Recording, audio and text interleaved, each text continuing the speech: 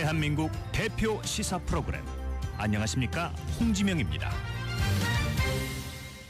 박상옥 대법관 후보자에 대한 국회 인사청문회를 놓고 공방을 벌이던 여야가 결국 청문회를 열기로 합의했습니다. 새정치민주연합이 청문회를 보이콧하기 시작한 지 57일 만인데요. 청문회는 다음 달 7일 열릴 예정입니다. 국회 박상옥 대법관 인사청문특위위원장인 새정치민주연합의 이종걸 의원 연결해 보겠습니다. 안녕하십니까? 예, 안녕하셨습니까? 이종걸입니다. 자, 당초에는 사퇴해라 이렇게 주장하던 새정치민주연합이 청문회 개최에 합의한 이유는 뭡니까?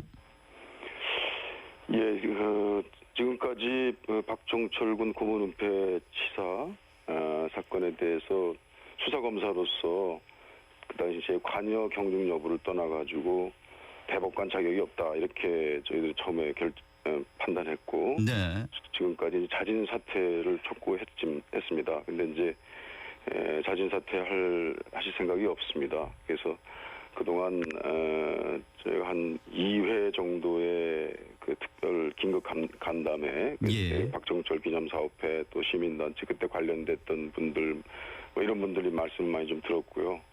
그다음에 3번 정도의 의총 그리고 5번의 원내대책회의 뭐 굉장히 회의를 많이 했습니다. 물론 아시는 분은 많지 않겠습니다만, 네. 그래서 갑론을박 많은 논의 끝에 청문회를 하도록, 다만 그 청문회를 통해서 국민들에게 많은 것을 알려서 알 권리를 보장해서 네. 대법관의 자격이 과연 있는지 없는지를 철저히 검증해보겠다라는 네. 그런 생각을 하게 됐습니다. 자, 그러니까 뭐 아무것도 달라진 게 없는데 야당이 입장을 바꾼 건 명분이 없지 않느냐. 이러려면 뭘로 대법관 공백 사태만 길어지게 했느냐. 새정치연합의 전략 부재, 의지 부족에 따른 협상 실패다. 이런 주장은 어떻게 받아들이십니까? 예, 그런 비판은 뭐 겸허하게 수용하겠습니다. 57일이라는 긴 기간 그리고 대법관 공백 기간이 길어진 것에 대해서 저희들도 큰 부담을 가지고 있기 때문에 네. 개최 청문회를 하기로 한 것은 맞습니다. 그러나 이것은 뭐 협상이라기보다는 거대한 그 정리가 된 역사 사건에 관련성 있는 그 대법관 후보자를 추천한 것에 대해서 국민들에게 알리고 예. 사실 그 기간 동안 부적법하다는 것이 국민에게 알려지면 상당한 상황 변화가 있을 거라고 생각을 했는데 네. 이제 그렇지 못한 것에 대해서 저희들이 유감을 가지고 있고 네. 이 청문회 기간 내라도 더 분명히 입장을 예. 더 선명하게 해서 그 청문회가 좀 더 내용 있게 할 수 있도록 하겠습니다. 예. 이 의원께서도 조금 전에 말씀했지만 새정치연합 청문위원들이 이런 얘기했어요. 박종철 열사 고문치사 사건 축소 은폐에 가담했던 사람이 대법관 후보자가 되는 건 민주주의를 부정하는 것이다. 여기는 여전히 같은 의견이십니까? 대체적으로 같습니다. 네. 예, 거기 그동안 각종 신문 언론에서 한 57일 동안 기간이 공백 기간이 길어졌습니다만 예. 그동안 이제 많은 언론의 그 인터뷰도 있었고 사실 보도도 있었고 또 그에 대한 의견을 내는 분도 있었기 때문에 이 사실에 관해서 사실상 국민적 토론이 있었다고 저는 생각합니다. 네. 물론 그간의 그 대법관 공백이라는 것이 저희들은 마음이 아픕니다만 과거에 새누리당이 이런 비슷한 사례에 이제 직면해서 공백 기간이 뭐 100일 뭐 이런 적도 있었기 때문에 예. 그것을 뭐 한 당에서 한쪽으로 이렇게 급진 비난하는 것에 대해서는 뭐 저희도 할 말이 없는 것은 아닙니다. 네. 국민께 죄송스럽고요. 그러나 그 사이에 우리 의원들이 이렇게 말씀하는 것, 그다음에 그거에 부합하는 여러 언론 보도들 이런 것들에 비추어서 정말 저희들 엄중하게 정말 지난번 이 사실 박종철 고문치사 은폐 사건에 대해서 네. 과거 진실을 위한 과거사위원회가 있었는데요. 그때도 사실은 그 고문 경관들이나 이런 분들이 조사에 불응했기 때문에 네. 나오질 않았습니다. 그래서 5명이 다 처벌을 받고 또 강민창 치안본부장까지 구속되는 그런 사태가 있었음에도 불구하고 이 사실에 대해서 이렇게 별로 진상규명이 안 돼 있는 네. 것을 보고 참 놀랐습니다. 예. 그래서 이번에 청문회를 정말 제2의 진실위원회를 다시 네. 연다는 심정으로 청문위원들이 네. 열심히 좀 하고 있습니다. 자, 그러니까 박상옥 대법관이 평검사 시절에 소위 고문치사 사건의 축소 은폐에 가담했다라는 건 확인된 사실입니까? 의혹입니까? 뭡니까? 지금 현재로서는 이제 방대한 수사 기록이 지금 이제 아카이브에 돼 있어서 예. 그것을 주지 않는 것도 사실 문제입니다. 그래서 이번에 철저히 그걸 모두 다 받아서 검토하는데 지금 가지고 있는 몇 가지 기록 상당히 확보가 돼 있습니다만 거기에서 나오는 얘기들은 수사를 한 태도나 입장이나 이런 것들이 이렇게 진상 규명을 해야 된 수사 검사로서의 네. 그 실체적 진실 의무를 이행하지 못한 것은 분명하다.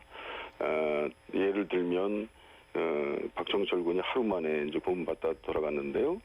2명이 한다는 것은 이 신체 동작상 되지도 않는데 그것을 그냥 은폐하는 조사 처음에 예. 말 허위 자백을 그냥 그대로 무비판적으로 받아한 그 아주 수사 검사가 과연 어디 있겠느냐. 그때 그 엄청난 분위기, 공권력 쪽 분위기에 그냥 가히 눌려서 그냥 수사를 적당히 예. 한 것에 불과하다라는 그런 판단은 이미 다 나와 네. 있고 저희들도 같이 공론을 만들었습니다. 그러나 본인이 실제 그 수사 1차 수사 때 본인이 직접 알고 그것을 예. 은폐했다는 아직 증거는 그건 없습니다. 예. 단정 예단하기는 어렵다. 청문회를 통해서 밝히겠다 그런 말씀인데 자 지금 문제는 야당 특위위원들 가운데 아직도 청문회에 대해서 반대하는 의견이 있습니다. 지금 가장 예민한 게 자료 제출 문제와 증인 채택 문제인데 어떻게 보십니까? 예, 지금 이제 우선 고문경관 모두와 그리고 지금 안상수 전 새누리당 그 당시 한나라당 대표 지금 창원시장 가 계신 분이죠. 예, 예. 네. 그리고 정영근 그때 관계기관 대책회의에 책임을 두고 있었던 분, 그분도 이제 국회의원 하셨지 않습니까? 예. 이제 이런 분들의 이제 증인 채택이 여러 가지 공방이 있을 것 같습니다. 그리고 이제 그 나머지 많은 분이 있습니다만 그것은 그렇게 큰 공방이 없을 것 같고요. 네. 무엇보다도 지금 이제 검찰과 민주화 기념사업회의 아카이브로 남아있는 한 6,000페이지 정도의 방대한 수사 기록이 전부 제출이 안 되고 있고 아하. 그것에 대해서 계속 요구하고 있습니다만 아직 좀 네. 불응하고 있기 때문에 그것을 반드시 받아야 예. 이번 청문회가 제대로 될 것 같다는 네. 그런 판단입니다. 조금 다른 얘기입니다만은 사실 이 대법관 임명 때마다 이런 문제들이 불거지면서 공백 사태가 일어나곤 하는데 이거 좀 개선할 방안은 없을까요?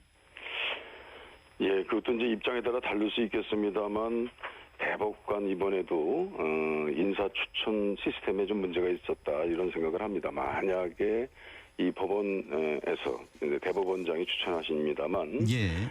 이 사실이 걸러졌다면 이 박정철 군 사건의 차석 검사를 하더라도 굉장히 검사라는 것은 그때 당시에 상위 우열로 관계없이 그 진상규명에 대해서 함께 같이 하는 것이 일반적으로 알려진 사실 아니겠습니까? 네. 그런데 이 거대한 사건에 검사가 은폐에 어떤 의혹을 받고 있었다는 그 사실 하나만으로도 아마 추천되기 어려웠을 겁니다. 근데 이제 이런 사실이 체킹이 안 된 거죠.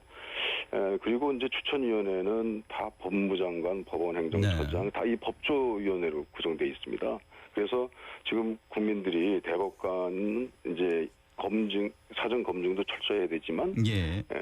이 사회의 다양성을 반영하기 때문에 굉장히 여러 전문 분야의 다양성 있는 대법관 추천이 필요하다라는 그런 입장에 전혀 부응하지 못하고 있거든요. 예. 그 제도가 반드시 이번 청문회를 계기로 좀 바뀌어져야 예. 되겠다, 개선돼야 되겠다 이런 예. 생각입니다. 다른 얘기인데요. 변호사협회에서 박상옥 대법관 후보자가 향후 대법관 재직 후에 변호사 개업을 하지 않도록 인사청문회에서 미리 서약서를 받도록 국회에 요청했다. 이렇게 밝혔는데 어떻습니까? 이건 이 의원께서는 어떻게 받으십니까? 예, 저도 같은 법조인으로서 어떤 이제 직업 선택의 자유, 영어의 네. 자유 이런 것들을 부정하는 좀 제한하는 그런 견해가 있긴 합니다. 그러나 예. 대법관이 가지고 있는 시대의 그 소명, 엄중성 그리고 인권의 최후 보루로서 했던 그 권위, 이게 우리나라 이제 변호사와 이렇게 과연 매칭이 되겠느냐라는 점에 의문이 많고 이제 걱정을 했던 이제 그런 측면을 우리 이제 변호사위에서 이렇게 나서서 하는 것 같습니다. 뭐 제가 볼 때는 충분히 대법관으로서는 이제 그 고위 법관으로서 끝나고 난 다음에 지금 현재 이미 뭐 김영란 대법관이라든지 기타 많은 분들이 그 변호사 활동을 스스로 하지 않고 있고 또 이제 대학이나 이런 데서 후학을 가르치는데 하는 분들이 굉장히 많습니다. 이미 일반적으로 그렇게 돼 있는 것에 대해서 이제 강요한 듯한 방식으로 하는 것에 대해서 조금 무리가 있을 수 있고 또 경우에 대개 대법관의 경우에는 이 우리나라 상고 제도에 보면 상고 이유서 법원에 이제 그 출석하지 않고도 이제 변호 활동을 할 수 있기 때문에 그 수많은 상고 법원의 대법관들이 출신들이 변호사로서 활동하는데 그런 상고심 변호 활동만 좀 제한하게 한다든지 이렇게 하면은 상당한 그 부정적인 영향이 많이 줄어들 거라고 그렇게 생각합니다. 국민 정서에 맞는 판단을 좀 해주시길 바란다 이런 말씀이고 자 또 하나 저 어떻습니까? 대통령 측근 비리 감찰하는 이른바 특별감찰관 후보 한 1년간 표류하다가 최근에 이석수 특별감찰관 후보자 결정이 됐는데 인사청문 경과 보고서까지 채택했습니다만 이종걸 의원께서는 야당 몫의 특별감찰관 후보 추천위원이셨죠? 예. 어떻습니까? 이번 후보 이석수 후보자에 대해서는 어떻게 평가하십니까? 네, 뭐 제가 볼 때는 인사청문위원 여야 인사청문위원들이 다 이제 그 인사청문 보고서를 채택할 정도로 이 특별감찰관 제도에 뭐 100% 적응하는 인물이다라고 판단했다기보다는 그렇게 큰 문제가 없다라고 판단하신 것 같습니다. 지난번에 이제 야당 여당 추천 몫을 세 분을 추천하도록 해서 그 중에 이제 대통령이 한 분을 이렇게 선택하는 것인데 지금 볼 때는 처음 대통령 공약상으로 우리 박근혜 대통령이 처음 하시는 제도이기 때문에 좀 좋다고 생각합니다만 아직까지는 좀 검토할 여지가 좀 있다 이런 생각합니다. 알겠습니다. 이제 원내대표 경선 출마 이 얘기도 좀 질문을 드려야 되는데 오늘 시간이 다 돼서 나중에 기회 닿는 대로 다시 한번 연결하도록 하겠습니다. 오늘 말씀 감사합니다. 예, 감사합니다. 네, 박상욱 대법관 인사청문특위위원장인 새정치민주연합의 이종걸 의원이었습니다. 건조주의보 속에 불이 나기 쉽습니다. 불 조심하시기 바라고요. 오늘 천안함 북침 5주년 46용사 고 한주호 준이 영면하시기 바랍니다. 3월 26일 목요일 순서 마칩니다. 안녕히 계십시오.